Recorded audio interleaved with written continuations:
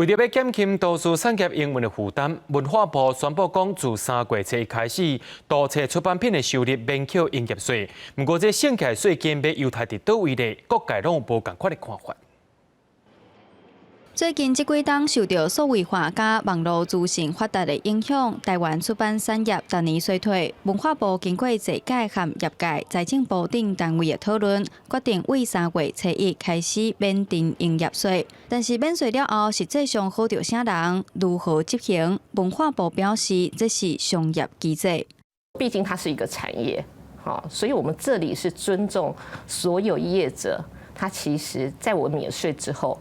这个是怎么样去计算这个税的一个实益，跟怎么样回馈到内容，怎么样回馈到阅读跟消费这个部分的话，那这个我们就尊重它的商业的机制。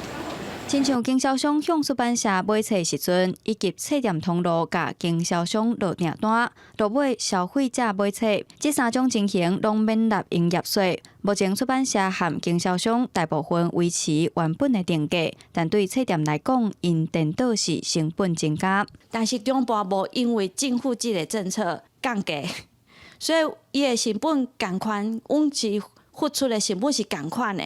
但是消费者伊就会感觉讲，为什么我买的册无较共？啊，本来1000块乃无变950，但是阮为着回馈给消费者，阮可能会变成950。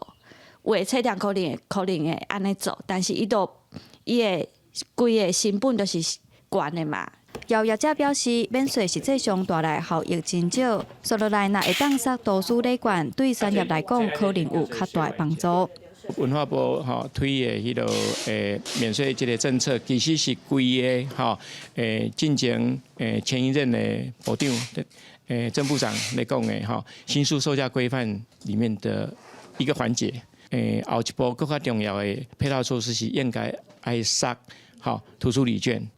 苏志宏表示，去年的艺放券有实际带动民众进入册店买册，所以若要协助出版产业，图书礼券应该是一个会使思考的方向。但是其实对规个图书出版产业来讲，也是读者愿意买册看册，这是上重要的代志。记者杨淑静、谢桂林综合报道。